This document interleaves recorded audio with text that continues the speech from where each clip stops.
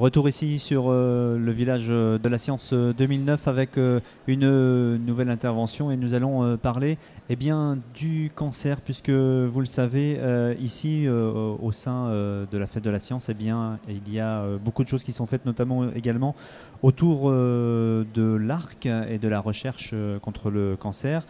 Guy Launois, vous êtes directeur de l'équipe cancer et population à l'université de Caen.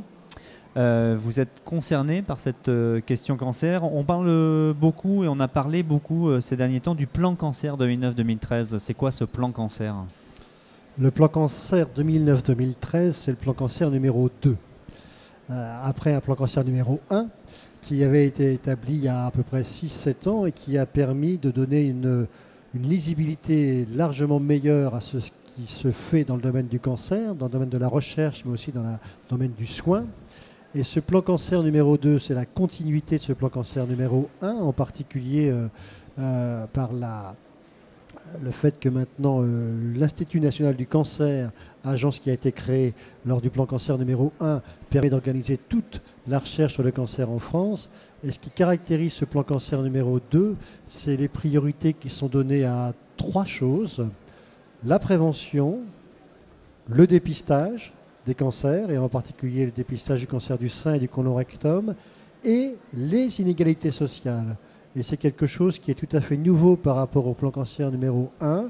C'est une vraie volonté politique de comprendre ces inégalités sociales, de faire les recherches qui sont nécessaires pour essayer d'identifier les mécanismes de ces inégalités sociales, et une fois qu'on aura compris les mécanismes, de mettre en place des actions politiques qui permettront de réduire ces inégalités sociales, que ce soit au niveau du risque de cancer, que ce soit au niveau du dépistage des cancers ou encore dans le soin apporté aux patients qui ont un cancer. Alors le nombre de cancers en France a beaucoup augmenté entre 1980 et 2000, plus 60 ou 70%. Est-ce qu'on a une explication déjà pourquoi il y a une telle augmentation? Est-ce que c'est parce que le dépistage se fait mieux? J'imagine qu'il y a, il y a des explications comme ça. Alors les chiffres que vous avez, en fait, on a plus récemment des chiffres qui sont donc encore plus importants. En fait, si on regarde ce qui s'est passé entre 1980 et puis nos jours, 2008-2009, le nombre de cancers en France a doublé chez les hommes et chez les femmes. Il a doublé. Et les raisons qui expliquent cette augmentation du nombre de cancers sont multiples et il faut essayer de les hiérarchiser. Quelles sont les plus importantes? Alors, sans être trop long, on peut dire que la moitié de cette augmentation est due simplement aux évolutions démographiques de la population française. Oui. On est de plus en plus nombreux, on est 62 millions maintenant, et on vit de plus en plus vieux. Voilà. Le cancer étant une maladie du sujet âgé, ces évolutions démographiques expliquent jusqu'à la moitié de cette augmentation du nombre de cas. Malgré tout, il y a donc pour moitié une vraie augmentation de la fréquence des cancers. Qu'est-ce qui explique cette augmentation? Ce qui explique cette augmentation, pour la grande majorité, c'est l'amélioration du dépistage. On a en France, même avant le plan cancer numéro 2, réussi à déployer le dépistage du cancer du sein, dépistage du cancer de l'intestin. Ça, ce sont les bons dépistages qui font qu'on a de plus en plus de cancers que l'on connaît. Et puis d'autres dépistages dont l'utilité n'est pas tout à fait démontrée, comme le cancer de la prostate, mais qui font qu'il y a un nombre considérable maintenant de personnes, d'hommes qui ont un cancer de la prostate, alors que peut-être ils ne l'auraient jamais eu de leur vivant. Donc le dépistage et son déploiement expliquent la plus grande partie de l'augmentation de la fréquence des cancers. Mais à côté de cela, il y a bien sûr aussi les modifications des comportements des gens et puis les modifications de notre environnement. Les facteurs comportementaux sont les plus importants pour expliquer le risque de cancer. Encore une fois, même si ça a été rabattu, il n'en demeure pas moins que le tabac, l'alcool, l'alimentation, le fait de faire de l'exercice physique ou pas, est pour beaucoup dans l'arrivée d'un cancer. Par exemple, c'est bien le fait que les femmes en France fument de plus en plus qui explique cette augmentation considérable du cancer du poumon. On sait par, entre guillemets, par secteur, alors vous parlez de la fumée, de l'alimentation, etc. Est-ce qu'on sait par type de comportement comment le cancer a évolué, a augmenté? Est-ce qu'on a des... Alors on peut aller assez loin, oui, dans le chiffrage. Ce que l'on sait, c'est que, encore une fois, même si ça a déjà été dit, c'est bien le tabac qui a la fraction attribuable la plus importante. Le tabac, l'alcool, l'alimentation, c'est vraiment ces facteurs liés au comportement qui sont les plus à mettre en cause dans l'arrivée des cancers. Néanmoins, il reste aussi les facteurs environnementaux. Dans notre environnement, il y a des choses que l'on choisit. On choisit de fumer, de ne pas fumer, on choisit de faire du sport ou pas. Il y a des choses qu'on ne choisit pas. Notre environnement professionnel en particulier. Et parmi les facteurs environnementaux subis, c'est les facteurs professionnels qui sont les plus importants. On est au courant maintenant de l'amiante et de tous les dégâts qu'il peut causer en matière de cancer de la plèvre en particulier.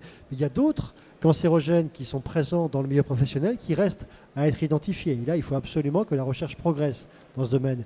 Et puis, il reste ces facteurs environnementaux généraux.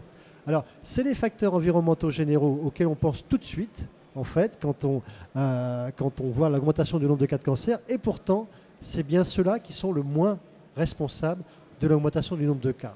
Je ne veux pas dire qu'ils n'existent pas, je veux dire qu'ils sont le moins responsables. Mais dire qu'ils sont le moins responsables, ça veut dire aussi qu'il faut continuer à mieux comprendre les relations qui existent entre notre environnement général.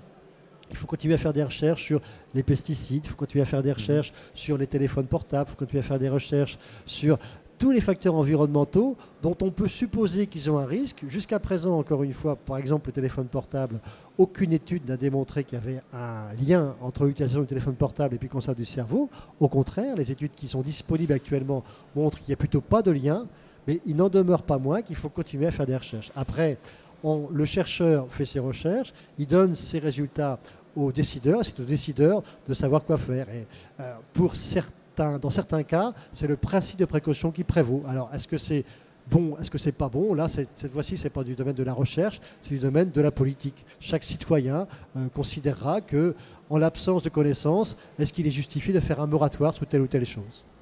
Concrètement, pour les gens qui nous regardent, alors votre travail de recherche quotidiennement, en quoi ça consiste? Faites-nous un petit peu, voilà, décrivez-nous un peu votre métier. Alors moi, je suis épidémiologiste. Dans le domaine des cancers, il y a encore jusqu'à 20-30 ans, on n'avançait dans la connaissance des cancers que par la biologie, la génétique, l'immunologie, qui passait par des protocoles expérimentaux. C'est pour caricaturer le travail en laboratoire, le travail en paillasse, où on essaie sur des souris, on essaie de tester le pouvoir cancérigène de telle ou telle substance. Ça, c'est donc la biologie qui existe toujours, bien sûr, et qui permet de faire d'immenses progrès. Mais bien évidemment, on ne peut pas toujours reporter ce qu'on observe sur les souris chez l'homme. Et c'est toute la difficulté, toutes les limites, pour aller très vite, du travail en biologie. L'épidémiologie, elle travaille sur l'homme. Elle part de l'observation. Elle essaye, par exemple, sur de grands échantillons de population, sur des centaines, des milliers de personnes, en les interrogeant, en les observant, avec leur accord bien sûr, elle essaye de distinguer ce qui va faire que telle personne va avoir un cancer et telle autre personne n'en aura pas. Par exemple, on peut constituer ce qu'on appelle les études cas témoins. On va avoir des gens qui vont avoir un cancer du poumon, 200 personnes, on va les interroger, et puis à côté, on va faire le même questionnaire à 1000 personnes qui n'auront pas de cancer du poumon.